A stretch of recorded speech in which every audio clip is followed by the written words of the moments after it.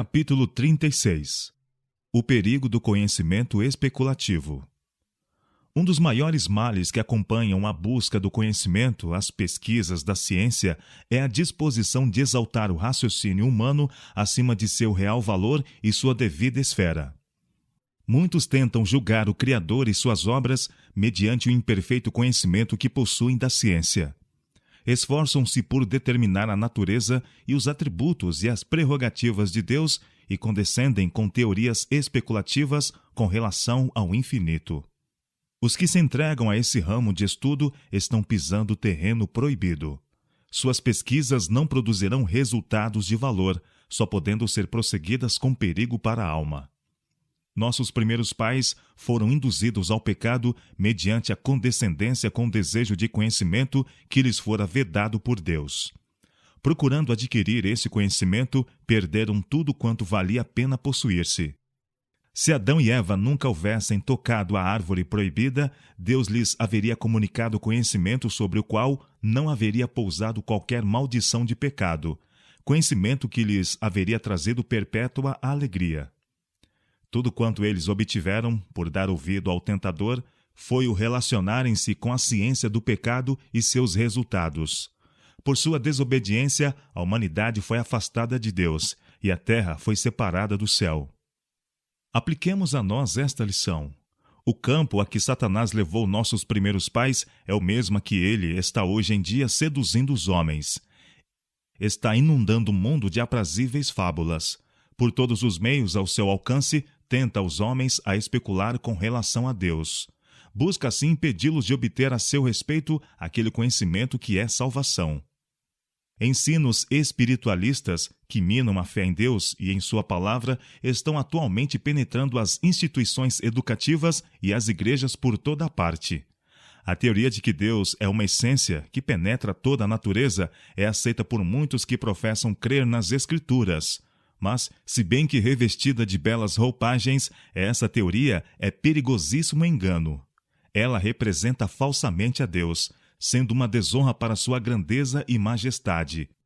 E tende por certo não somente a extraviar como a rebaixar os homens. As trevas são o seu elemento, a sensualidade a sua esfera. O resultado de aceitá-la é separação de Deus. E para a caída natureza humana, isso resulta em ruína. Devido ao pecado, nossa condição não é natural, e deve ser sobrenatural o poder que nos restaura. Do contrário, não tem valor. Existe unicamente um poder capaz de quebrar o domínio do mal no coração dos homens, e esse é o poder de Deus em Jesus Cristo. Unicamente por meio do sangue do crucificado existe purificação do pecado. Sua graça tão somente nos habilita a resistir e subjugar as tendências de nossa natureza caída. As teorias espiritualistas a respeito de Deus tornam sua graça de nenhum efeito. Se Deus é uma essência que permeia toda a natureza, habita por conseguinte em todos os homens. E para atingir a santidade, o homem não tem senão que desenvolver o poder que está dentro dele mesmo. Seguidas até sua conclusão lógica, essas teorias assolam toda a dispensação cristã. Removem a necessidade da expiação, tornando o homem seu próprio salvador. Essas teorias, acerca de Deus, fazem de nenhum efeito a sua palavra, e os que as aceitam estão em maior risco de vir, afinal, a considerar a Bíblia inteira como uma ficção. Podem considerar a virtude como superior ao vício.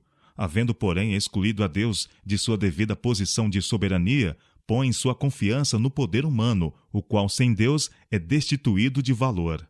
A vontade humana, desajudada, não tem nenhum poder real para resistir ao mal e vencê-lo. As defesas da alma acham-se derribadas. O homem não tem barreiras contra o pecado. Uma vez rejeitadas as restrições da palavra de Deus e de seu Espírito, não sabemos a que profundezas uma pessoa pode imergir. Toda a palavra de Deus é pura, escudo é para os que confiam nele. Nada acrescentes às suas palavras, para que não te repreenda e seja achado mentiroso. Provérbios capítulo 30, versos 5 e 6. Quanto ao ímpio, as suas iniquidades o prenderão, e com as cordas do seu pecado será detido. Provérbios capítulo 5, verso 22. As coisas encobertas são para o Senhor nosso Deus, porém as reveladas são para nós e para nossos filhos, para sempre. Deuteronômio capítulo 29, verso 29. A revelação que Deus de si mesmo deu em sua palavra é para nosso estudo. Esta podemos procurar compreender, mas, além disto, não devemos penetrar. O mais elevado intelecto pode esforçar-se até a exaustão em conjecturas concernentes à natureza de Deus, mas infrutíferos serão os esforços. Esse problema não nos foi dado a solver. Nenhuma mente humana pode compreender a Deus. Ninguém se deve entregar a especulações com referência à sua natureza. A esse respeito, o silêncio é eloquente. O onisciente está acima de discussão. Mesmo os anjos não tiveram permissão de partilhar nos conselhos entre o Pai e o Filho quando foi delineado o plano da salvação. E as criaturas humanas não se devem intrometer nos segredos do Altíssimo. Somos tão ignorantes acerca de Deus como criancinhas, mas como criancinhas é-nos dado amá-lo e obedecer-lhe. Em lugar de especular quanto à sua natureza ou suas prerrogativas, demos ouvidos às palavras que falou. Porventura, alcançarás os caminhos de Deus? Ou chegarás à perfeição do Todo-Poderoso? Como as alturas do céu é a sua sabedoria, que poderás tu fazer? Mais profunda é ela do que o inferno. Que poderás tu saber? Mais comprida é a sua medida do que a terra, e mais larga do que o mar. Jó capítulo 11, versos 7 a 9. Mas onde se achará a sabedoria? E onde está o lugar da inteligência? O homem não lhe conhece o valor, não se acha na terra dos viventes. O abismo diz, não está em mim. E o mar diz, ela não está comigo. Nem se dará por ela ouro fino, nem se pesará prata em câmbio dela, nem se pode comprar por ouro fino de Ofir, nem pelo precioso ônix, nem pela safira. Com ela não se pode comparar o ouro ou o cristal, nem se trocará por joia de ouro fino. Ela faz esquecer o coral e as pérolas, porque a aquisição da sabedoria é melhor que a dos rubis. Não se lhe igualará o topázio da Etiópia, nem se pode comprar por ouro puro. De onde, pois, vem a sabedoria? E onde está o lugar da inteligência? A perdição e a morte dizem, ouvimos com os nossos ouvidos a sua fama. Deus entende o seu caminho, e ele sabe o seu lugar. Porque ele vê as extremidades da terra e vê tudo o que há debaixo dos céus, quando prescreveu uma lei para a chuva e caminho para o relâmpago dos trovões. Então a viu e a manifestou, estabeleceu-se e também a esquadrinhou, mas disse ao homem, eis que o temor do Senhor é a sabedoria, e apartar-se do mal é a inteligência. Jó capítulo 28, versos 12 a 28. Nem sondando os recessos da terra, nem mediante vãos esforços para penetrar os mistérios do divino ser, se encontra a sabedoria. Ela é antes encontrada no humilde recebimento da revelação que lhe tem parecido bem conceder-nos, e na conformação da vida com a sua vontade. Os homens de mais poderoso intelecto não podem compreender os mistérios de Jeová, segundo se revelam na natureza. A inspiração divina faz muitas perguntas que o mais profundo erudito não sabe responder. Essas perguntas não foram feitas para que as respondêssemos, mas para chamar nossa atenção para os profundos mistérios de Deus e ensinar-nos a limitação de nossa sabedoria. No que nos rodeia na vida diária, existem muitas coisas além da compreensão de seres finitos. Os céticos recusam-se a crer em Deus, porque não podem compreender o infinito poder pelo qual ele se revela. Mas Deus deve ser reconhecido, tanto pelo que não se revela de si mesmo, como por aquilo que é franqueado à nossa limitada compreensão. Tanto na divina revelação, como na natureza, ele deixou mistérios a fim de reclamar a nossa fé. Assim deve ser. Devemos estar sempre indagando, sempre pesquisando, sempre aprendendo, e resta, todavia, um infinito para o além.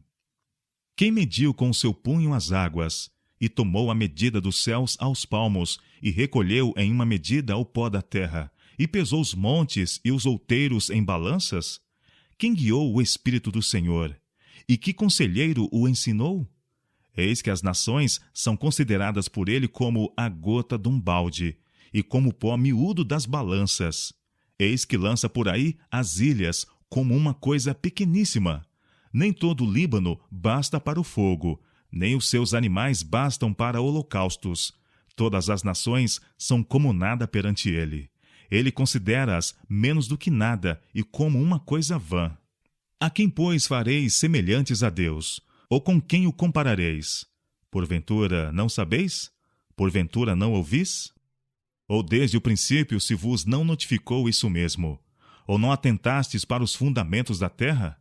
Ele é o que está assentado sobre o globo da terra, cujos moradores são para ele como gafanhotos.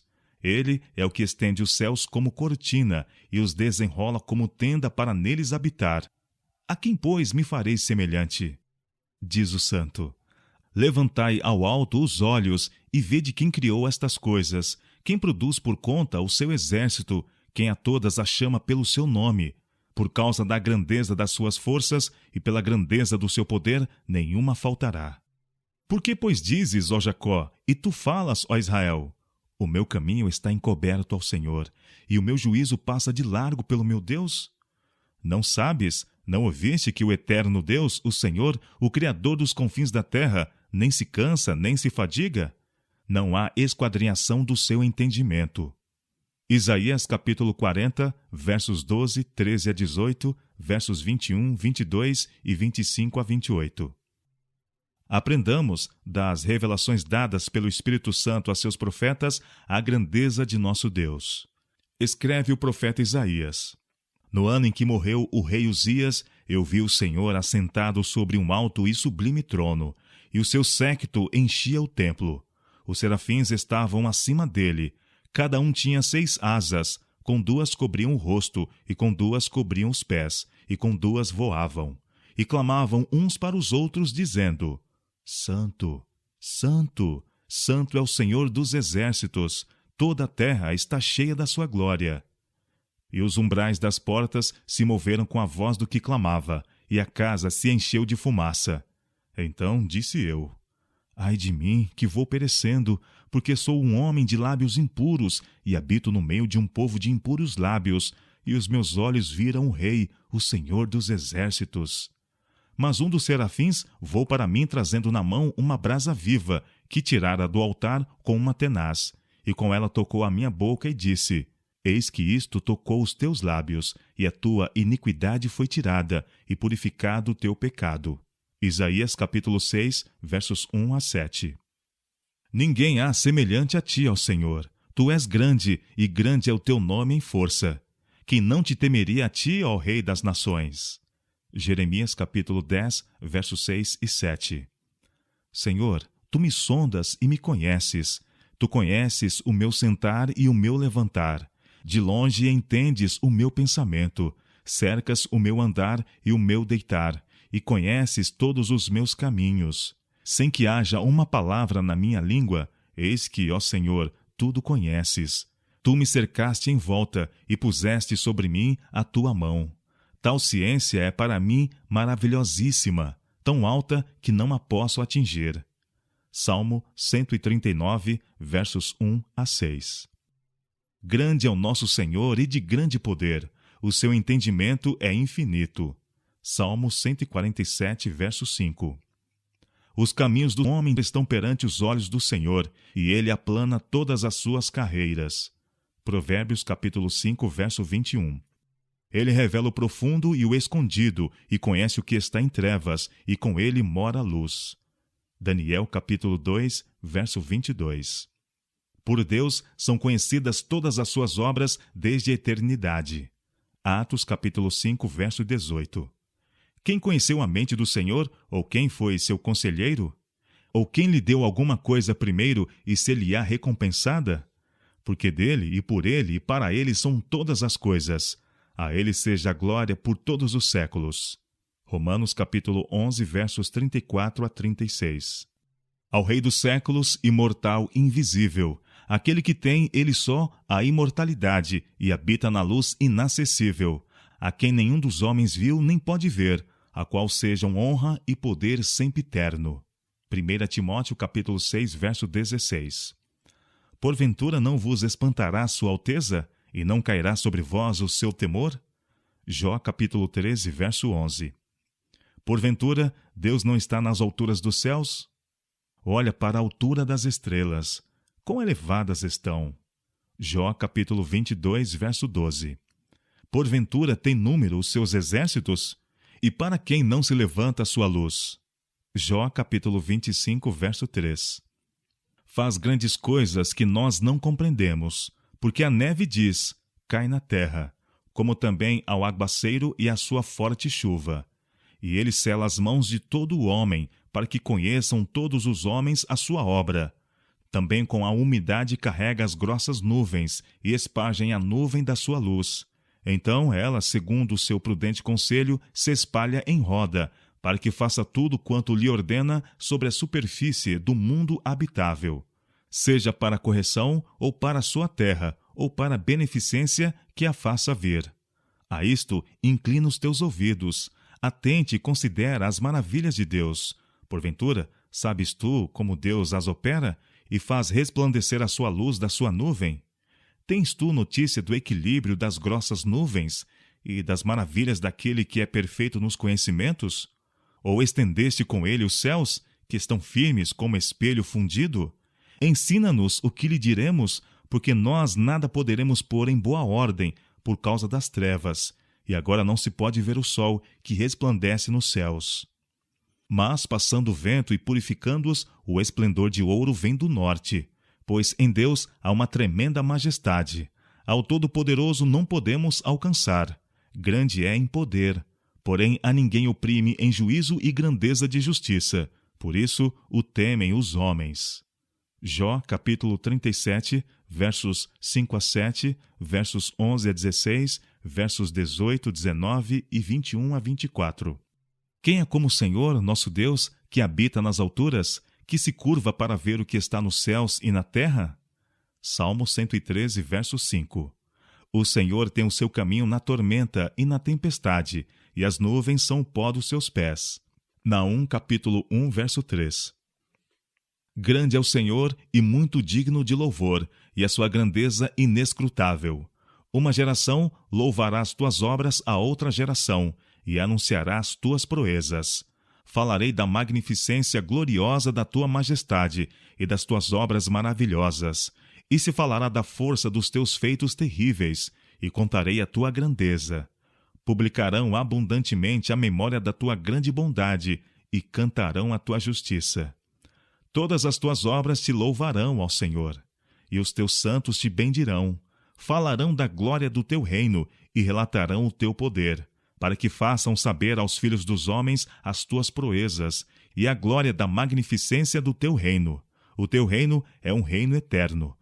O teu domínio estende-se a todas as gerações. A minha boca entoará o louvor do Senhor, e toda a carne louvará o seu santo nome para todo sempre. Salmo 145, versos 3 a 7, versos 10 a 13 e verso 21. À medida que aprendemos mais acerca de Deus e de nós mesmos, do que somos aos seus olhos, havemos de temer e tremer diante dele. Que os homens de hoje sejam advertidos pela situação daqueles que antigamente presumiram permitindo-se liberdade com aquilo que Deus declara santo. Quando os israelitas se atreveram a abrir a arca, ao voltar a ela da terra dos filisteus, sua irreverente ousadia foi assinaladamente punida. Considerai ainda o juízo que caiu sobre Uzá. Quando, no reinado de Davi, a arca ia sendo levada a Jerusalém, Uzá estendeu a mão para mantê-la firme. Por ousar tocar o símbolo da presença de Deus, foi ferido de morte instantânea. Na sarça ardente, quando Moisés, não reconhecendo a presença de Deus, dirigiu-se para contemplar a maravilhosa visão, foi dada a ordem: não te chegues para cá, tira os teus sapatos de teus pés, porque o lugar em que tu estás é terra santa. E Moisés encobriu seu rosto, porque temeu olhar para Deus. Êxodo capítulo 3, versos 5 e 6. Partiu, pois, Jacó de Berseba, e foi-se a Harã, e chegou a um lugar onde passou a noite, porque já o sol era posto, e tomou uma das pedras, e a pôs por sua cabeceira, e deitou-se naquele lugar. E sonhou. E eis que era posta na terra uma escada cujo topo tocava nos céus, E eis que os anjos de Deus subiam e desciam por ela. E eis que o Senhor estava em cima dela, e disse: Eu sou o Senhor, o Deus de Abraão, teu pai, e o Deus de Isaque. Esta terra em que estás deitado te darei a ti e à tua semente, e eis que estou contigo, e te guardarei por onde quer que fores, e te farei tornar a esta terra, porque não te deixarei, até que te haja feito o que te tenho dito. Acordado, pois, Jacó do seu sono, disse: Na verdade, o Senhor está neste lugar, e eu não sabia. E temeu e disse: Quão terrível é este lugar! Este não é outro lugar senão a casa de Deus, e esta é a porta dos céus. Gênesis capítulo 28, versos 10 a 13 e versos 15 a 17. No santuário do tabernáculo do deserto e do templo, que eram símbolos terrestres da habitação de Deus, um aposento era sagrado por sua presença. O véu bordado de querubins à sua entrada não devia ser erguido por nenhuma mão, com exceção de uma. Levantar aquele véu e entrar, sem ser mandado, no sagrado mistério do Santo dos Santos, importava em morte. Pois acima do propiciatório repousava a glória do Santíssimo, glória a que homem algum podia olhar e viver. No dia do ano em que era designado para ministrar no lugar santíssimo, o sumo sacerdote, tremendo, entrava à presença de Deus, ao passo que nuvens de incenso velavam a seus olhos a glória. Por todo o pátio do templo silenciava tudo. Nenhum sacerdote ministrava no altar. A hoste de adoradores, curvados em silencioso respeito, orava implorando a misericórdia de Deus. Tudo isto lhe sobreveio como figuras, e estão escritas para aviso nosso, para quem já são chegados os fins dos séculos. 1 Coríntios capítulo 10, verso 11. O Senhor está no seu santo templo, cale-se diante dele toda a terra. Abacuque capítulo 2, verso 20. O Senhor reina, tremam as nações. Ele está entronizado entre os querubins, comova-se a terra. O Senhor é grande em Sião, e mais elevado que todas as nações. Louvem o teu nome, grande e tremendo, pois é santo. Salmo 99, versos 1 a 3. O trono do Senhor está nos céus, os seus olhos estão atentos, e as suas pálpebras provam os filhos dos homens. Salmo 11, verso 4. Olhara desde o alto do santuário, desde os céus o Senhor observou a terra. Salmo 102, verso 19. Da sua morada contempla todos os moradores da terra. Ele é o que forma o coração de todos eles, que contempla todas as suas obras. Salmo 33, versos 14 e 15. Tema toda a terra ao Senhor, temam-no todos os moradores do mundo. Salmo 33, verso 8. O homem não pode, mediante pesquisas, achar a Deus. Ninguém com a mão presunçosa busca erguer o véu que lhe oculta a glória. Insondáveis são os seus juízos, e quão inescrutáveis os seus caminhos. Romanos capítulo 11, verso 33. É uma prova de sua misericórdia o ser oculto o seu poder, pois erguer o véu que oculta a divina presença é morte. Nenhuma mente humana pode penetrar no retiro em que o poderoso habita e opera. Unicamente aquilo que ele acha por bem revelar, podemos dele compreender. A razão precisa conhecer uma autoridade superior a ela. O coração e o intelecto precisam dobrar-se diante do grande Eu Sou.